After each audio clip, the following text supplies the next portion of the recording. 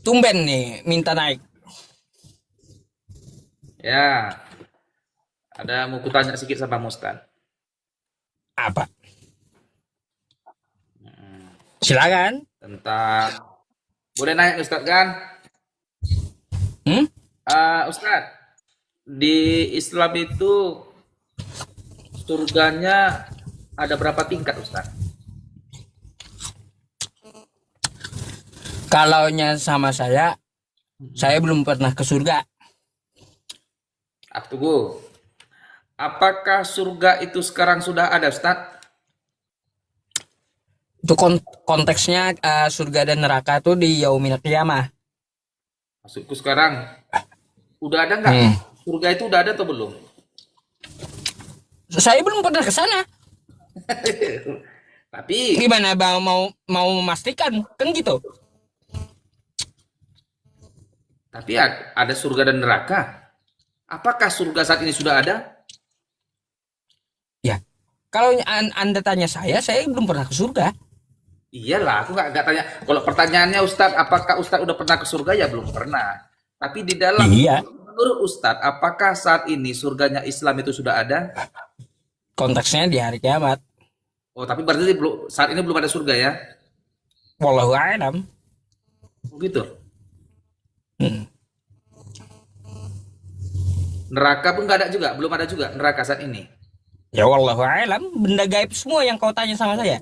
Baik. Berarti Ya. Malaikat Jibril sekarang di mana? Tapi kalaunya kita lihat-lihat sudah ada ya betul. Hmm. Gini Ustadz, kan Malaikat Jibril ada. Dulunya kan ketika memberikan wahyu, Malaikat Jibril itu ada sosoknya. Di Kalau mana gini bang, kalaunya neraka ya, kalau neraka sekarang itu ada. sekarang udah ada neraka. Ya, Surga buktinya ada api. ada api, bukti ada neraka adalah adanya api. Api di muka bumi ini ya. Hmm. Jadi kalau ada surga pasti ada neraka lah. Kalau ada neraka pasti ada surga lah.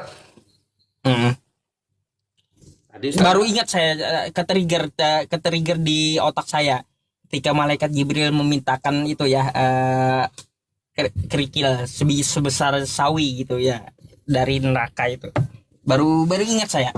Sudah ada neraka dan surga itu berarti ya. dari narasi Jibril berarti neraka sudah ada ya. Sudah Tetapi ada ya. surga belum diketahui ada atau tidak ada. Tapi surga nggak walau alam. Surga ada. Nah, yang jelas lah Ustaz. Ada atau tidak surga itu Ada. saat ini detik Ada. ini Ustaz? Ada. Ada.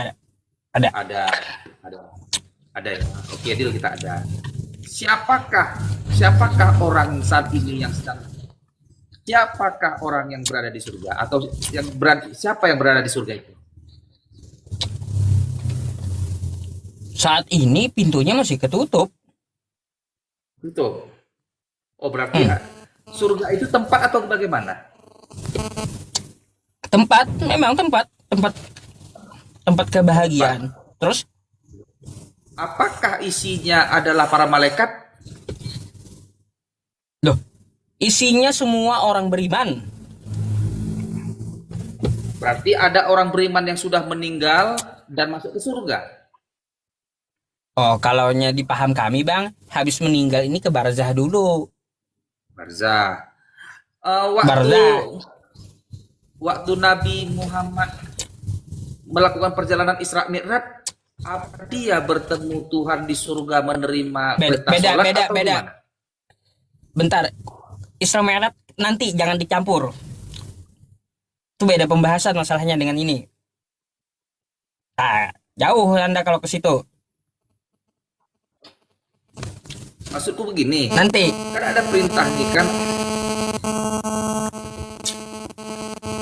perintah apa?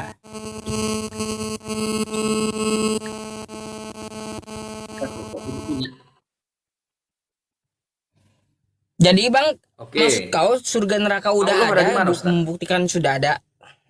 Allah ada di mana? Waduh, Allah ada di mana? Aku bingung, surga kan ada tingkatannya. ya kan? Bentar. Apakah pada saat Nabi Muhammad itu menerima wahyu di surga atau di langit? Saya mau tanya. Gini bang. Tadi Anda menanyakan Allah ada di mana gitu. Di mana itu alamat gitu. Iya. Apakah Allah ada di surga? Jadi kayak gini bang. Saya mau tanya dulu sebelum Anda menanyakan Allah ya. Abang punya roh nggak? Ya. Di mana? Di mana letaknya? Di mana letaknya? Abang punya apa? Letak apa? Abang punya roh nggak? Punya roh nggak? Punya. Di mana letaknya? Di tubuhku. Di badan. Bagian mana? Bagian mana? Di bagian mana coba tunjuk? Ya, rohku bersama. Ah, menunjukkan rohku. bagian mana? Iya. Bagian mana? Buktikan aku punya roh.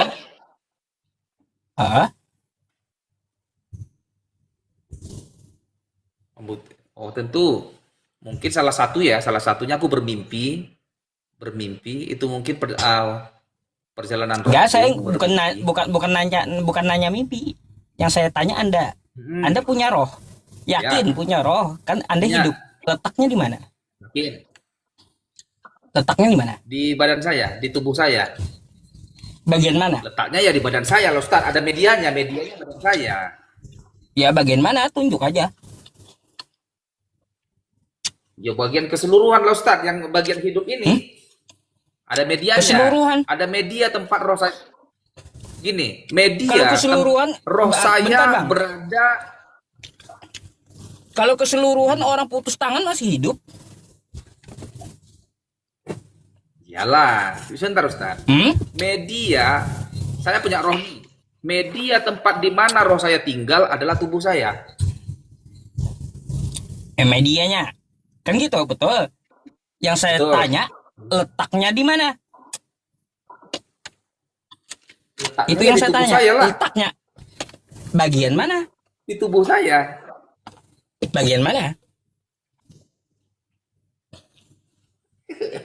Ya di tubuh saya ini seluruh di sini loh Ustaz, di sini nih. Di tubuh saya. Anda percaya roh Anda punya, tapi Anda nggak bisa nunjukin kenapa di bagian mana? Jadi roh saya punya tempat, roh saya bertempat. Tempatnya di mana? Di tubuh saya. Bersatu dengan tubuh Ya saya. di bagian mana? Di bagian mana?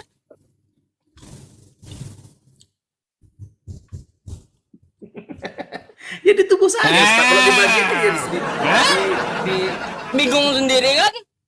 Bagian mana gitu? Coba jawab. Bagian mana roh Anda? Oke. Hah? Di seluruh tubuh saya. Melingkupi di seluruh Iya di tubuh bagian saya. mana? Saya tahu roh Anda di seluruh tubuh Anda. Saya tahu, tapi di bagian mana?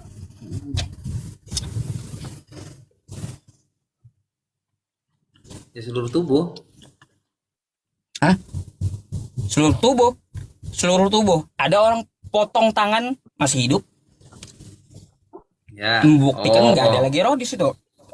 Ayo, di mana letaknya? Contoh nih, ada orang terputus tangannya nih. Terputus tangannya, tapi dia masih hidup, katanya kan. Masih hidup. Ya. Berarti roh bukan di tangan Ya gitu. masih hidup lah. Kenapa? Kata Anda tadi seluruh Ya, tubuh. kalau tubuhnya hilang, ya. Tapi roh kan bukan materi. Ya makanya di bagian mana dia? Oke lah. Hah? Gak bisa jawab. Hah?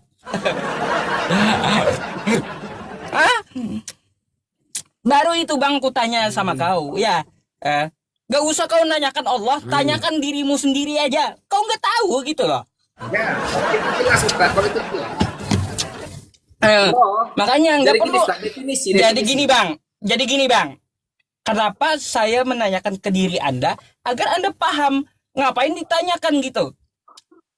Contohnya ada di dalam diri Anda sendiri, ngapain menanyakan Allah yang tidak perlu Beda tempat? Ustaz. Karena apa? Kenapa? Karena karena karena Allah itu tidak perlu tempat. Tempat itu makhluk. Tapi kenapa Ustadz analogikan Allah itu dengan roh saya? Nggak pas juga. Apakah Allah Enggak, adalah saya roh? bukan saya bukan menganalogikan roh dengan Allah, enggak. Saya nanya roh Anda. Iya. Itu. Oke, gini Ustadz. Anda enggak Anda Apa tidak bisa Allah menunjukkan roh dari Anda. surga? Bang, sudah saya jawab kan, Memang terjawab nggak bisa kan roh nggak bisa dilihat pertanyaan karena roh Anda. bukan materi. Bang, sudah terjawab tadi jawabannya. Ngapain Anda tanya lagi apakah dia ada di surga? Maka kalau Anda mengatakan masih bertanya seperti itu, pertanyakan lagi dulu diri Anda. Di mana roh saya letaknya?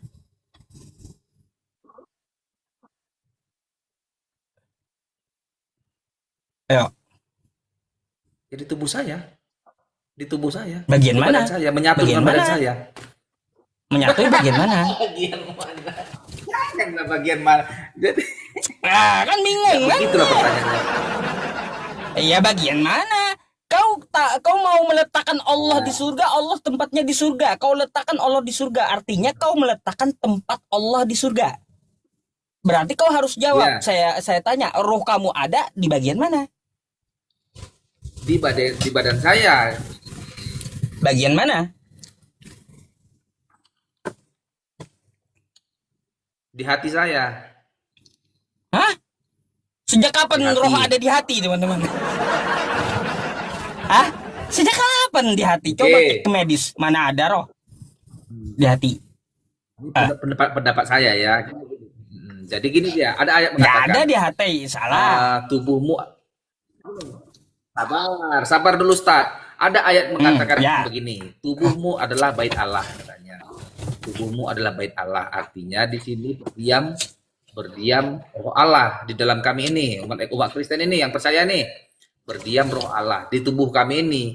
Walaupun dalam spesifiknya di hati kecil kami ini berdiam roh Allah.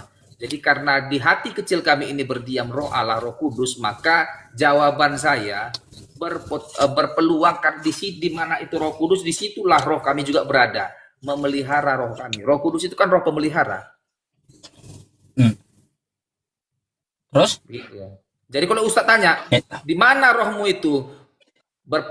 Paling mendekati kemungkinan itu adalah di hati saya, karena di tubuh saya ini adalah bait Allah. Di hati bagian mana? Di hati. Bagian mana? Tunjuk di mana? Pertanyaan Ustadz. Di hati saya.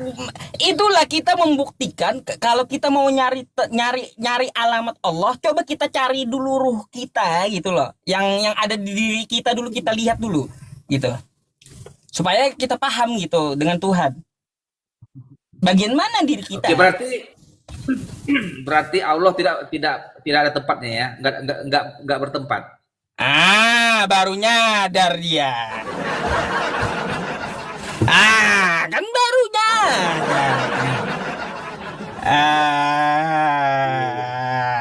Itulah Bang kenapa saya diperintahkan dalam Al-Quran tuh, kenapa cara debat saya dengan Ustadz Wafi ya teman-teman itu beda. Ustadz Wafi kan beliau pakai tafsir, kalau saya pakai perumpamaan, kebanyakan kayak gitu. Kenapa? Karena wadrib lahum masalan, itu berilah sebuah perumpamaan agar mereka mengerti gitu. Jadi gak perlu dicari tempatnya Bang, gitu.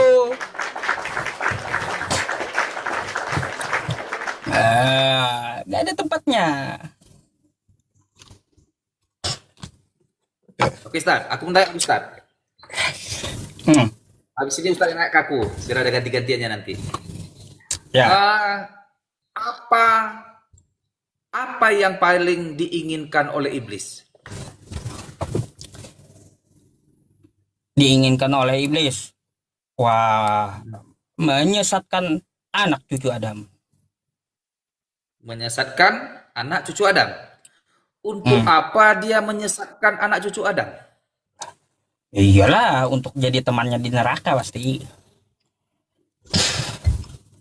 Untuk jadi apa? untuk jadi teman di neraka. Untuk apa dia butuh teman? Loh, Ngapain di dia kitab cari kau teman? ada iblis tuh butuh teman di kitab kau, Bang. Gimana? Coba buka 1 Korintus 5 nomor 5. Bat. Iblis butuh teman. Ukuran Iya. nomor 5. 1 Korintus 5 nomor 5.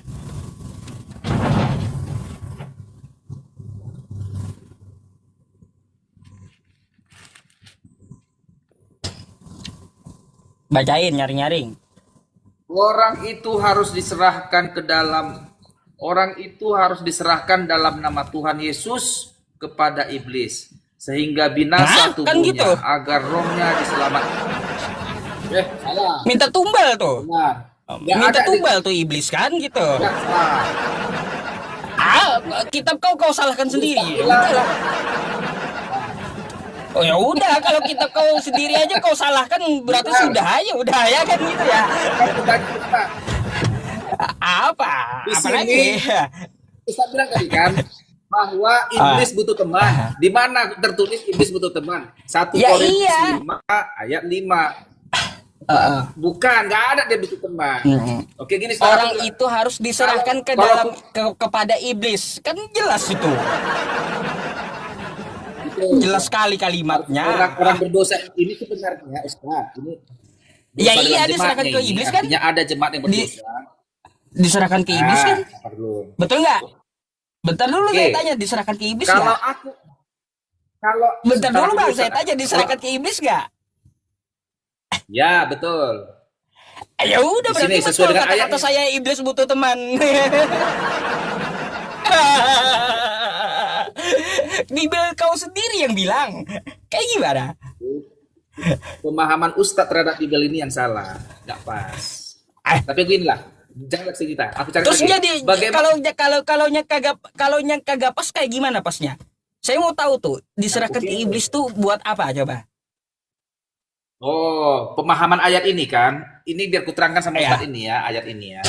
Ah, Ini coba, dosa coba. dalam jemaat. Coba terangkan sama saya. Oke. Kenapa Ini diserahkan ada- ke iblis? Buat apa? Begini dulu. Oke. Ada seseorang, ada jemaat yang berdosa melakukan dosa di dalam jemaat itu. Melakukan dosa percabulan dia ini. Lalu sebab diketahui oleh jemaat seluruhnya. Lalu Paulus berkata, tindakan terhadap orang yang berdosa ini adalah, masuklah dia di 1 Korintus 5 ayat 5. Orang yang berdosa itu harus diserahkan kepada iblis nih agar tubuhnya binasa. Ini ulang lagi Ustadz ya. Orang itu harus diserahkan dalam nama Tuhan Yesus kepada iblis sehingga binasa tubuhnya agar rohnya diselamatkan pada hari Tuhan. Sebenarnya ini adalah sanksi gereja, ajaran ini ya. Sanksi gereja bagi jemaat yang melakukan dosa, dia harus dikeluarkan dulu dari jemaat untuk dia mendapatkan pembinaan dan artinya hukuman itu sebagai rasa malu sama dia, itulah maksud diserahkan kepada iblis. Bukanlah iblis yang bertanduk maksudnya. Kalau dikasih maksud Ustadz gini, aku berdosa nih, si Immanuel, aku berdosa. Selingkuh lah, anggap Anda ya. Selingkuh aku sama tetanggaku. Ketahuan sama jemaat. Weh Immanuel sini kau. Kau tubuhmu harus kulemparkan kepada iblis biar diselamatkan pada hari Tuhan. Maka dilemparlah aku sama ada bertanduk kayak gini. Oh, enggak begitu. Memahami ayat ini enggak begitu. Jadi ayat ini orang yang melakukan dosa itu diberikan sanksi oleh gereja. Dikeluarkan dia dihukum. Kalau di HKBP namanya itu, di RPP, di banned dia dari gereja. Nanti tahun depan dia setelah dapatkan apa namanya ya? Kalau kami itu di HKBP ada berdosa ini, selingkuh, punya anak dia, hamil luar nikah contoh ya, melakukan perzinahan di dalam gereja. Bang, Dikeluarkan ini Ustadz dari gereja ini, di banned, di ban namanya. Lalu keterangan Anda itu dapat dari mana Anda? keterangannya itu ya memang begini apanya. Maksud ini kan dosa dalam jemaat. Di jemaat itu melakukan dosa, dia dihukum. Anda tafsir sendiri gitu, Anda tafsir sendiri. Hebat teman-teman tafsirnya sendiri rupanya. Aduh. Sekarang aku tanya Ustaz. Jadi maksudmu Ustaz, ada orang melakukan dosa dalam jemaat. Yang berdosa ini diikat tangannya, dilempar ke kandang iblis yang bertanduk, dia gigitnya runcing gini, dilempar, oh sini kok. Oh nggak begitu, salah lah itu. Eh, Jadi nggak begitu ah, pemaknaan Alkitab nggak begitu. Gini diserahkan kepada iblis. Yang saya pertanyakan itu mau dijadikan tumbal kah? Dijadikan paketan Ya, kah? Atau sesajen kah? Apa gitu? Kenapa harus nah, ke iblis gitu dia loh? Ah, dihukum, diserahkan kepada iblis, artinya dikeluarkan dia dari jemaat untuk dia mendapatkan sanksi malu, itunya dia itu. ah. Lah, Anda menerangkan kayak gitu, itu tertulis di mana? Nah, itulah namanya Ustadz apa ya, pendeta yang terangkan kayak gitulah namanya juga keimanan, itu kan diterangkan sama pendeta itu. Eh, itu kan maunya Anda, tafsirnya Anda berarti. Eh, Jadi ini kan kitab kami, jadi kalau maunya Ustadz ya itu, oh iya, itu kan lah, maunya Ustadz mau kan, kayak gitu gimana? juga lainnya. Kitab ente sendiri bang, kau asumsikan sendiri, macam mana itu? Itu dia.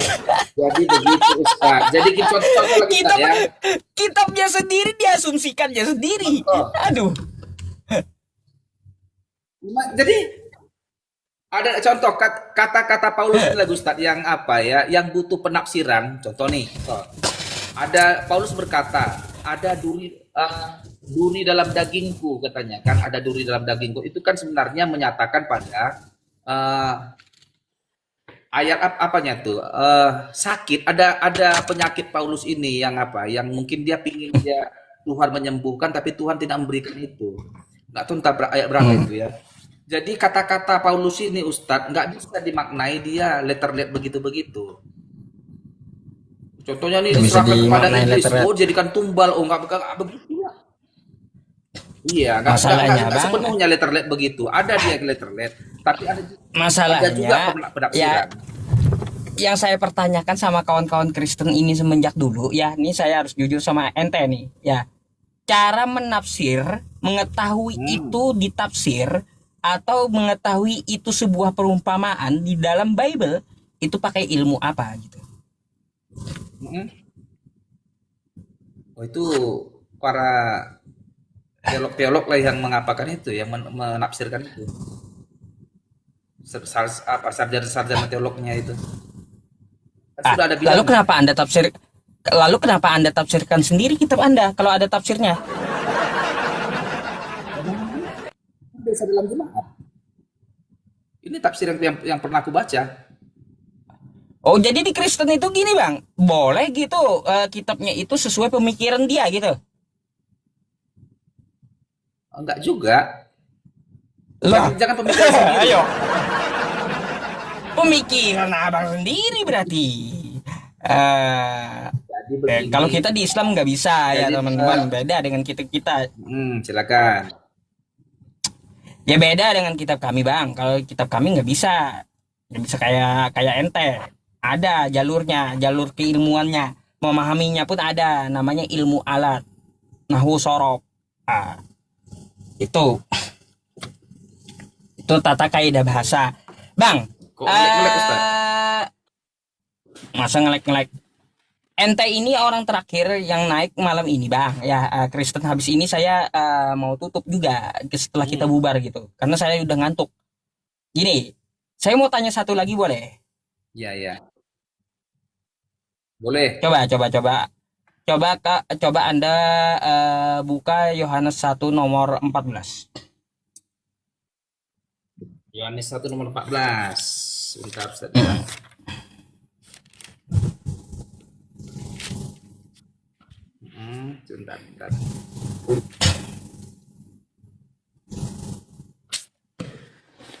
Yohanes 1 nomor 14.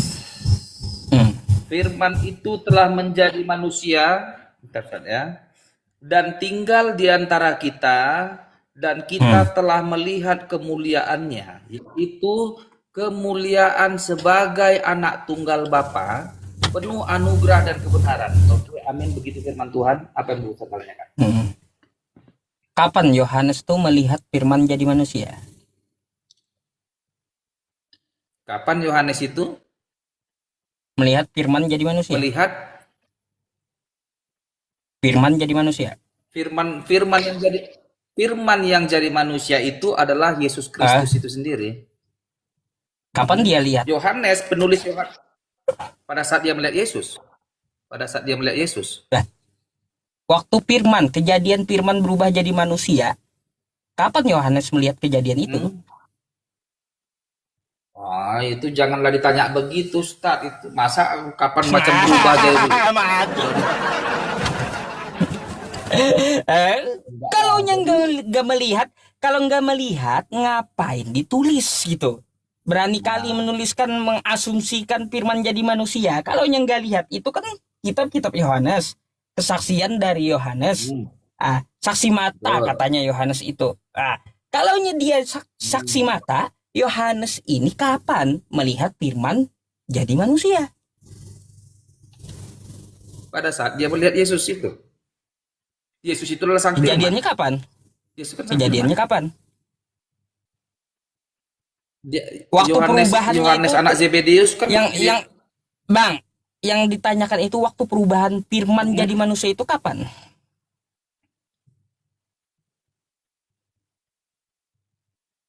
firman jadi manusia kapan? Pada saat Yesus datang ke dunia. Pada saat Yesus datang ke dunia. Datang ke dunia, Yesus udah bayi dalam rahim Maria, udah bayi manusia dia. Yang saya tanyakan, firman jadi manusia kapan? Kok berani kali Yohanes menuliskan kayak gitu? Yohanes menulis ini kan atas apa? Atas ilham dari Roh Kudus.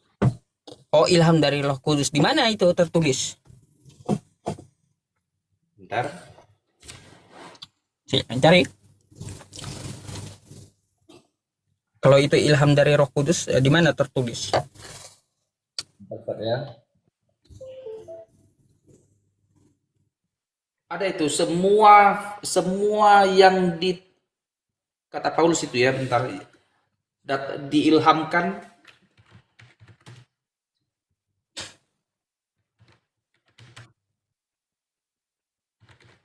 Apa?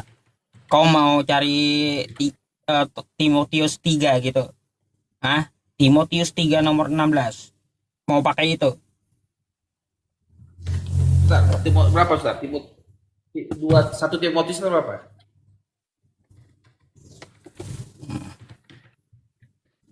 Semua yang diilhamkan itu apa itu diilhamkan oleh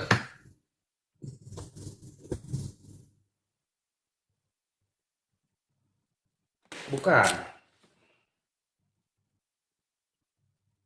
Katanya Yohanes dapat ilham. Di mana tertulis? Bentar.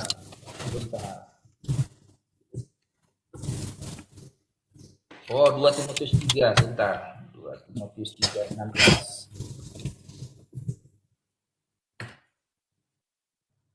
Oke nih, pas 2 Timotius 3 ayat 16, segala tulisan yang diilhamkan Allah memang bermanfaat untuk mengajar, ya. Segala tulisan yang diilhamkan oleh Allah memang bermanfaat untuk mengajar, untuk menyatakan kesalahan dan untuk memperbaiki kelakuan dan untuk mendidik orang dalam kebenaran. Gak nyambung, Bang. Sebentar, ku garis bawahi. Sebentar. Nyambung. Yang ditanyakan Yohanes. Diilhamkan Allah. Sebentar. Segala tulisan yang diilhamkan Allah, tulisan ini kepada jadi ini semua kan kepada tulisan. siapa? Oke, bermanfaat kepada siapa? Kepada apostel. Siapa saja yang menuliskan ini, Injil ini adalah diilhami oleh Allah. Diilhami oleh Roh Kudus. Iya, Yohanes terima ilham itu di mana tertulis gitu? Jangan begitulah pertanyaannya, Yohanes. Macam kita cari kecantikan. Lah, itu yang saya tanyakan dari tadi. Ada pertanyaan Ustaz ini, aduh, bukan Kata begitu Ustaz. Anda, Jadi begini kata Anda sendiri sama yang juga. ngomong. Sekarang kalau balik lagi Ustaz, apakah itu Al-Qur'an diilhami oleh Allah, ditulis oleh Allah? Loh, Apakah enggak Allah kayak yang gitu proses Al-Qur'an? Enggak kayak gitu proses Al-Qur'an, beda dengan kitab Anda. Kalau apakah Al-Qur'an itu adalah pernyataan Allah? Bukan juga, bukan kayak gitu, bukan yang anda pikirkan itu, Al-Quran bukan. bukan pernyataan Allah. Al-Quran bukan pernyataan Allah. Al-Quran itu firman Allah, bukan pernyataan Allah. Firman Allah. Pernyataan apanya? Ya iya udah. Perkataan Allah. Yang Perkataan Allah kan? saya mau tanya tadi, itu dulu dicariin. Ilham Aku udah jawab. yang turun kepada Yohanes itu tertulis di mana? Oh enggak ada tertulis lah. Lalu ngapain Tuhan kau Timotius. bilang dia terima ilham?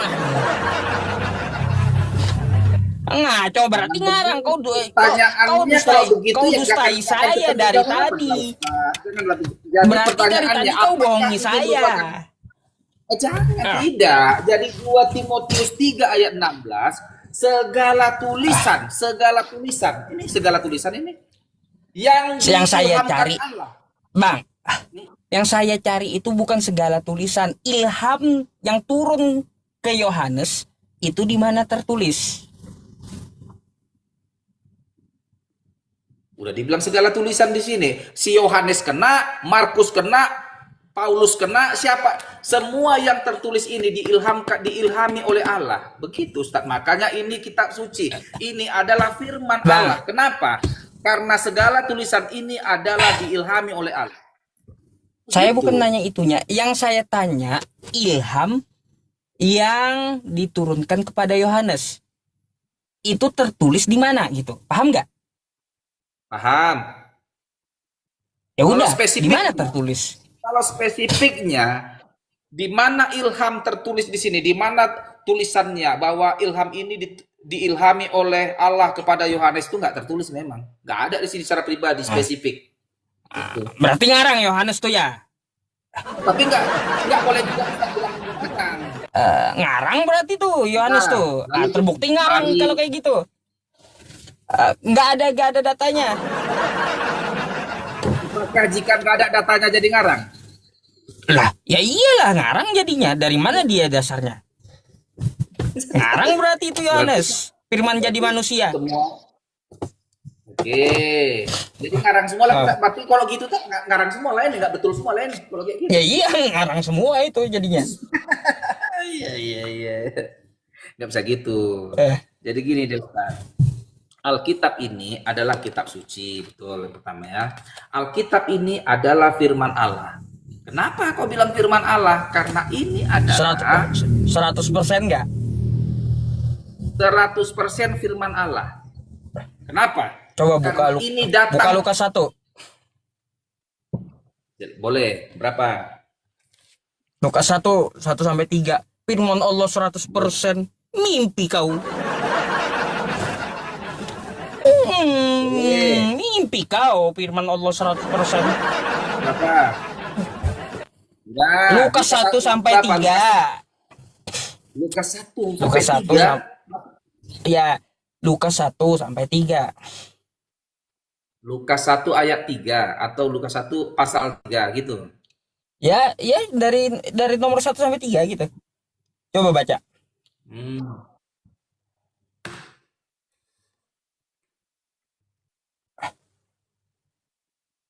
Oke. Lukas. Oh. Tenang aja Ustaz ya. Lukas 1 ayat 1 sampai dengan 3. Ini ntar aku baca aja Pur, tenang Ustaz. Filus yang mulia, banyak yang telah berusaha menyusun suatu berita tentang peristiwa-peristiwa yang telah terjadi di antara kita, seperti yang diteruskan kepada kita oleh mereka yang dari semula adalah saksi mata dan pelayan firman. Oke, pelayan firman ini sebenarnya pelayan kepada Tuhan Yesus. Setelah aku menyelidiki segala peristiwa itu dengan seksama dari asal mulanya, aku mengambil keputusan untuk membukukannya dan teratur bagimu. Ada kayak mana Ustaz? Gimana? Iya. Dari hasil apa itu dia? Hasil daripada penyelidikan, betul. Bukan firman Tuhan kan? Kata kau firman Tuhan 100%. Itu hasil penyelidikan tuh. Kayak gimana? Betul. Aduh bang, Tapi ingat. berarti gugur klaim kau, kitab kau 100% firman Tuhan gugur. Kitab kau dari penyelidikan. 100% firman Penyelidikan. Tuhan mimpi lah, mimpi. Enggak, Oh, itu kejadian. Sabar. eh, Kejadian sampai dengan Wahyu, semuanya ini adalah firman Tuhan. iya, Lukas 1-3 tadi dia dapat penulisan kitab itu dari mana? Dari penyelidikan. Ya, dari penyelidikan, bukan dari firman Tuhan dia dapat. Aduh, Kenapa? gitu aja susah memahaminya. Lukas tuh dari penyelidikan, dia nulis kitabnya bukan dari firman Tuhan. Aduh, bang.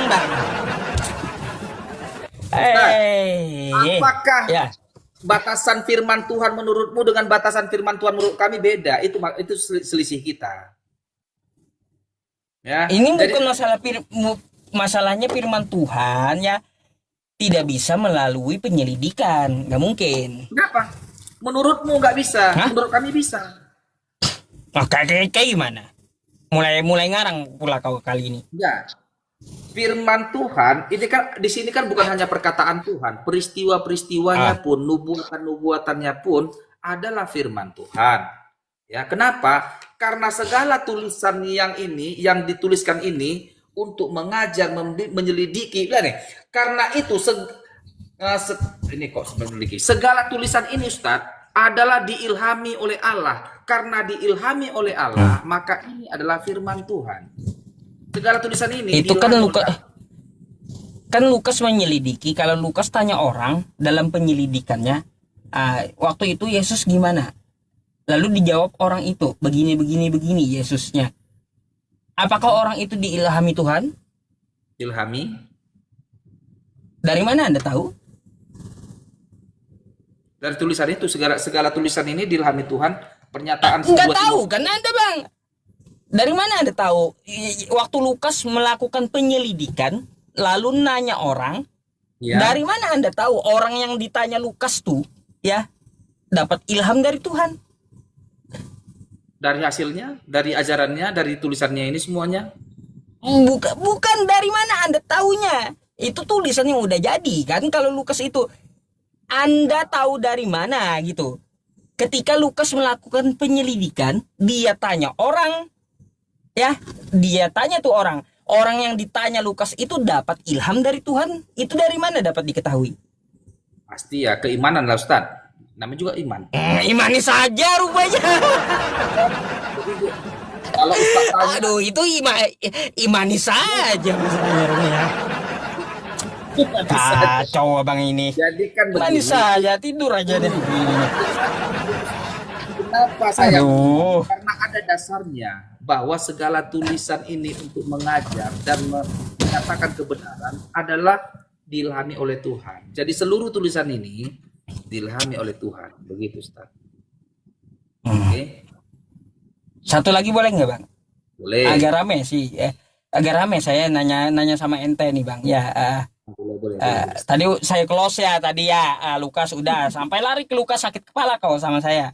Coba Enggak lah. Matius 26 nomor 18 lagi. Matius 26 ayat 18. Bacain Kenapa dulu enggak? ya. 21, 24. Matius 25. Ayat 18 ya Ustaz ya. Jawab Yesus, pergilah ke kota kepada si Anu dan katakan kepadanya, pesan guru, waktuku hampir tiba, di dalam rumahmu lah aku akan merayakan Paskah bersama murid-muridku. Apa pertanyaanmu di sini, Ustaz?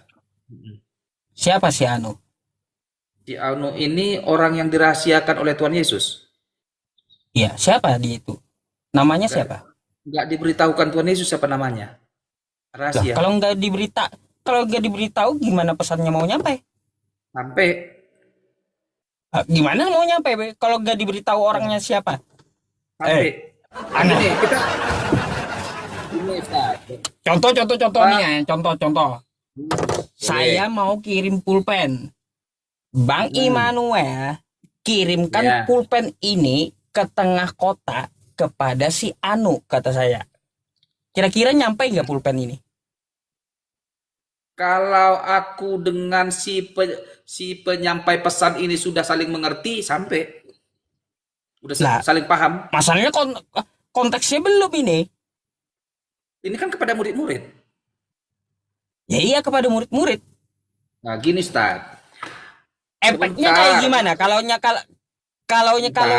Kalau saya menyodorkan kepada abang kayak gini, Bang Immanuel, ya apa Hmm. jawaban Anda? Bang Immanuel, antarkan pulpen ini ke tengah kota kepada si Anu. Apa jawaban Anda? Ya, kepada siapa aku antarkan Ustaz? Aku nggak paham maksudmu. Kepada siapa? Itu yang saya Betul. tanya. Kepada siapa? Gak jelas kan? Ah, Ya. makanya. Nah, itu karena aku nggak kenal dengan Ustaz, nggak dekat dengan Ustaz, nggak bersama-sama dengan Ustaz. Ah, lalu siapa si Mungkin Anu? dulu. Oke, si Anu. Nah, gini dia. Siapakah si Anu? Kenapa ada kata-kata tulisan si Anu ini? Nah, di sini Iya. adalah nama rahasia, nama yang tidak diberitahukan oleh Tuhan Yesus kepada si murid ini untuk disampaikan kepada dia, rumahmu lah tempat perjamuan kudus terakhir itu. Nah, oke, begini dia. Pertanyaannya, apa latar belakang? Kenapa Yesus harus merahasiakan si Anu ini? Urusan apa? Kenapa harus dirahasiakan? Karena pada saat itu Yesus ini sudah dicari-cari. Yesus tahu dia akan mau ditangkap. Waktunya telah tiba. Artinya penangkapan dan penyalipannya itu sudah akan terjadi. Artinya itu agar jangan nanti dia diketahui dan banyak halangan rintangan di tengah jalan, dirahasiakanlah dia. Tetapi si penyampai pesan ini sudah tahu maksud Yesus kepada rumah si X, dan pada akhirnya rumah itu kan terlaksana juga, nggak ada halang rintang. Namanya siapa si Anu? Nama si Anunya tidak diberitahukan. Nggak tahu, nggak jelas berarti.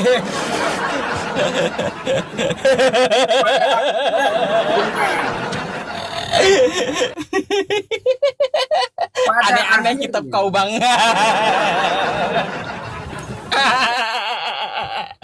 Kan gitu. Nah, memang terus memang namanya itu tidak diberitahukan Yesus agar apa? Agar jangan jadi batu sandungan di tengah jalan. Agar itu tercapai terlaksana karena sudah banyak yang mau menangkap Yesus. Karena orang-orang Farisi dan orang-orang Romawi sudah permufakatan jahat ini sudah terjadi. Jadi agar jangan terhalangi karya keselamatan ini, dibuatlah Yesus mengatakan pergilah ke rumah si Anu. Nggak dikasih tahu namanya. Rahasianya itulah kode rahasianya agar terlaksana Mas, karya keselamatan. masih penuh misteri si Anu ini. Sampai sekarang gak ketemu jawabannya siapa si Anu ini. udah bertahun-tahun saya nanyain, nggak ada juga yang kasih tahu saya siapa namanya. Oke. Aduh. Itu aja sih, Pak. Masa kitab suci pada nggak jelas isinya. Kacau. Aduh. Oh, jelas. Kitab suci kami jelas. Gini, Ustaz. Kami tidak pernah ragu dan sangsi dengan kitab suci kami ini. Nggak pernah ragu. Sedikit pun kami nggak ragu dengan Alkitab ini. Gitu, Yakin? Ustaz.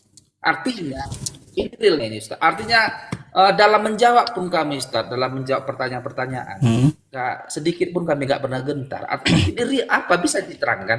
Nggak ada hal yang sesulit itu untuk menerangkan dari Alkitab, ya. Karena Alkitab dia bisa menjawab dirinya sendiri. Lalu ayat-ayat kosong di Alkitab itu kemana hilang ayatnya? Yang mana? Ayat kosong Ayat di kosong Alkitab. maksudnya? Bentar, saya bukakan dulu. Contohnya mana? Ayat mana? Boleh.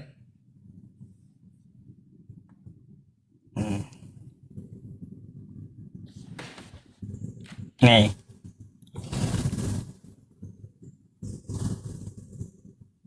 Bentar. Contoh ya.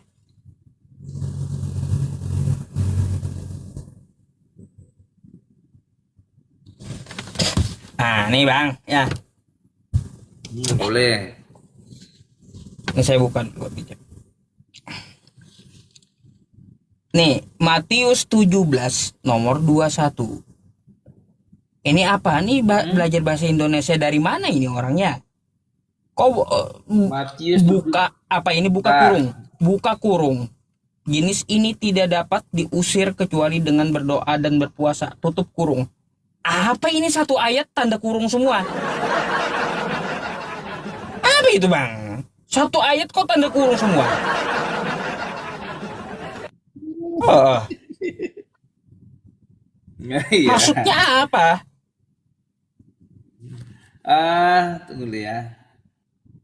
Oke, jadi sebenarnya ini kita baca dari perikop atasnya. Yesus menyembuhkan seorang anak muda yang sakit ayan. Sakit ayan ini kan, tahulah sakit ayan ya. Sakit ayan ini kan sakitnya kejang-kejang itunya ini. Jadi dia di dalam Alkitab kadang dia dikatakan dia itu seperti kemasukan setan.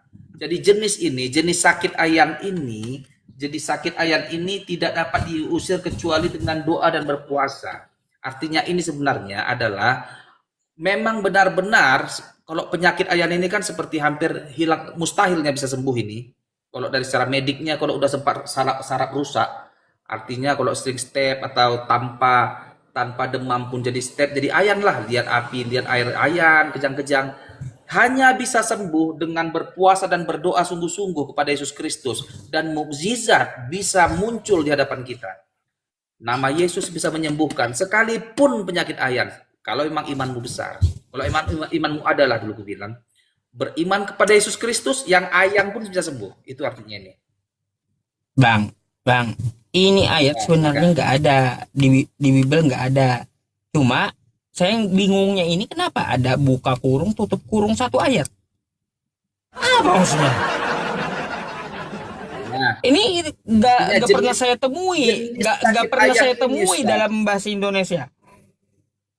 Betul. Jadi ini betul gini. Jenis ini tidak dapat diusir kecuali dengan berdoa dan berpuasa. Obat medis kok nggak bisa sembuhkan ini. Tapi mukjizat Yesus Kristus bisa menyembuhkan ini. Akhirnya sembuhnya dia kan sakit ayan ini. Ini ayat Orang yang sakit tambahan disembuhin. ini Bang. Ini tambahan nih. Iya. Coba. Ngelak saya dah. Bentar Bang, ngelak saya nih.